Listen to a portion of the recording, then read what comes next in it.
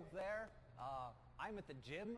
I don't know why you're here, but I'm going to do some push-ups, so you can join me on the floor if you want. Now, I'm not doing this just to show off or anything. I'm actually doing this for science. Okay. Ugh. You see what happened there? My arms moved, my shoulders moved, my back and stomach muscles moved, my heart pumped blood to all those different places. It's pretty neat, huh? Well, it turns out that how we make and use energy is a lot like sports or other kinds of exercising.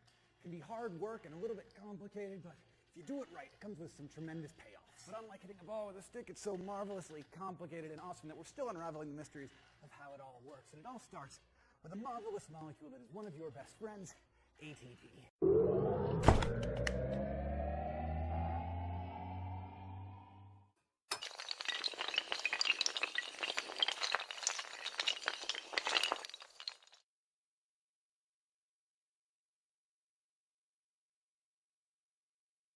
Today I'm talking about the energy and the process our cells and other animal cells go through to provide themselves with power. Cellular respiration is how we derive energy from the food that we eat, specifically from glucose, since most of what we eat ends up as glucose. Here's the chemical formula for one molecule of glucose. In order to turn this glucose into energy, we're going to need to add some oxygen, 6 molecules of it to be exact. Through cellular respiration, we're going to turn that glucose and oxygen into 6 molecules of CO2, 6 molecules of water, and some energy that we can use for doing all of our push-ups. So that's all well and good, but here's the thing.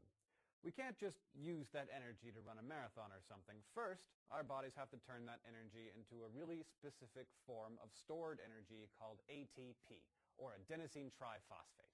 You've heard me talk about this before. People often refer to ATP as the currency of biological energy. Think of it as an American dollar. It's what you need to do business in the U.S. You can't just walk into a Best Buy with a handful of Chinese yen or Indian rupees and expect to be able to buy anything with them, even though they're technically our money. Same goes with energy. In order to be able to use it, our cells need energy to be transferred into adenosine triphosphate to be able to grow, move, create electrical impulses in our nerves and brains, everything. A while back, for instance, we talked about how cells use ATP to transport some kinds of materials in and out of its membranes. To jog your memory about that, you can watch that episode right here. Now, before we see how ATP is actually put together, let's look at how cells can cash in on the energy that's stashed in there. Well, adenosine triphosphate is made up of a nitrogenous base called adenine with a sugar called ribose and 3 phosphate groups attached to it. Now, one thing you need to know about these 3 phosphate groups is that they are super uncomfortable sitting together in a row like that, like 3 kids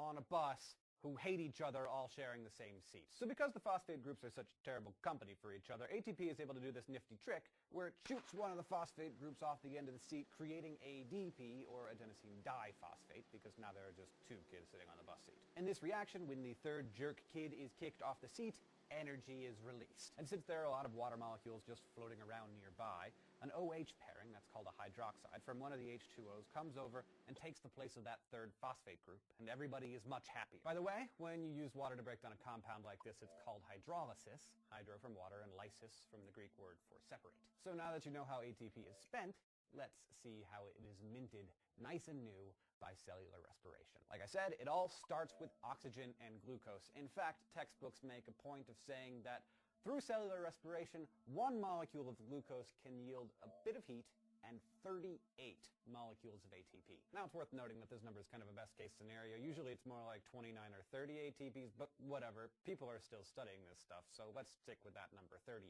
Now, cellular respiration isn't something that just happens all at once. Glucose is transformed into ATPs over 3 separate stages: glycolysis, the Krebs cycle, and the electron transport chain. Traditionally, these stages are described as coming one after the other, but really everything in the cell is kind of happening all at the same time. But let's start with the first step, glycolysis, or the breaking down of the glucose. Glucose, of course, is a sugar. You know this because it's got an "-ose" at the end of it. And glycolysis is just the breaking up of glucose's 6-carbon ring into 2 3-carbon molecules called pyruvic acids, or pyruvate molecules. Now, in order to explain exactly how glycolysis works, I'd need about an hour of your time and a giant cast of finger puppets, each playing a different enzyme. And though it would pay me to do it, I would have to use words like phosphoglucoisomerase. But a simple way of explaining it is like this. If you want to make some money, you got to spend some money. Glycolysis needs the investment of 2 ATPs in order to work, and in the end, it generates 4 ATPs for a net profit, if you will, of 2. ATPs. In addition to those 4 ATPs, glycolysis results in 2 pyruvates and 2 super energy-rich morsels called NADH, which are sort of the love children of a B vitamin called NAD+, pairing with energized electrons and a hydrogen to create storehouses of energy that will later be tapped to make ATP. To help us keep track of all the awesome stuff we're making here, let's keep score. So far, we've created 2 molecules of ATP and 2 molecules of NADH, which will be used to power more ATP production later. Now, a word about oxygen. Like I mentioned, oxygen is necessary for the overall process of cellular respiration, but not every stage of it. Glycolysis, for example, can take place without oxygen, which makes it an anaerobic process. In the absence of oxygen, the pyruvates formed through glycolysis gets rerouted into a process called fermentation. If there's no oxygen in the cell, it needs more of that NAD+ to keep the glycolysis going, so fermentation frees up some NAD+, which happens to create some interesting byproducts. For instance, in some organisms like yeasts, the product of fermentation is ethyl alcohol, which is the same thing as all of this lovely stuff. But luckily for our day-to-day productivity, our muscles don't make alcohol when they don't get enough oxygen. If that were the case, working out would make us drunk, which actually would be pretty awesome. But instead of ethyl alcohol, they make lactic acid, which is what makes you feel sore after that workout that kicked your butt. So your muscles used up all the oxygen they had, and they had to kick into anaerobic respiration in order to get the energy that they needed. And so you have all this lactic acid building up in your muscle tissues. Back to the score. Now we have made 2 molecules of ATP through glycolysis, but your cells really need the oxygen in order to make the other 30-some molecules that they need. And that is because the next 2 stages of cellular respiration, the Krebs cycle and the electron transport chain, are both aerobic processes, which means that they require oxygen. And so we find ourselves at the next step in cellular respiration.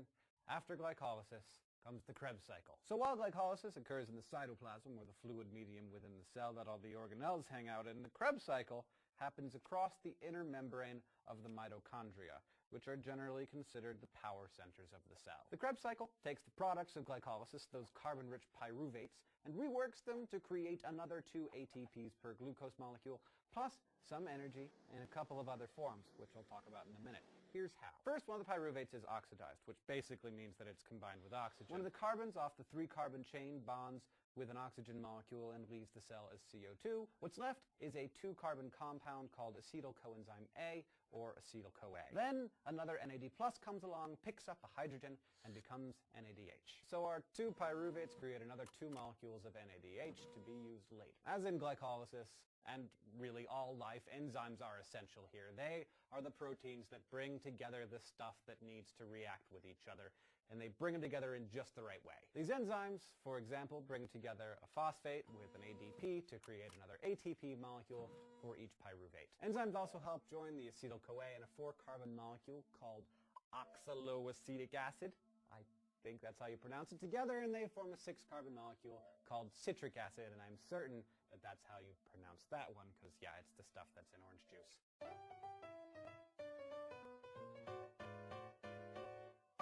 Fun fact! The Krebs cycle is also known as the citric acid cycle because of this very byproduct. However, it is usually referred to by the name of the man who figured it all out. Hans Krebs, an ear, nose, and throat surgeon who fled Nazi Germany to teach biochemistry at Cambridge, where he discovered this incredibly complex cycle in 1937. For being such a total frickin' genius, he was awarded the Nobel Prize for Medicine in 1953. Anyway, the citric acid is then oxidized over a bunch of intricate steps, cutting carbons off left and right to eventually get back to oxaloacetic acid, which is what makes the Krebs cycle a cycle. And as the carbons get cleaved off the citric acid, there are leftovers in the form of CO2 or carbon dioxide, which are exhaled by the cell and eventually by you. You and I, as we continue our existence as people, are exhaling the products of the Krebs cycle right now. Good work. This video, by the way, using a lot of ATP making it. Now each time a carbon comes off of the citric acid, some energy is made, but it's not ATP. It's stored in a whole different kind of molecular package.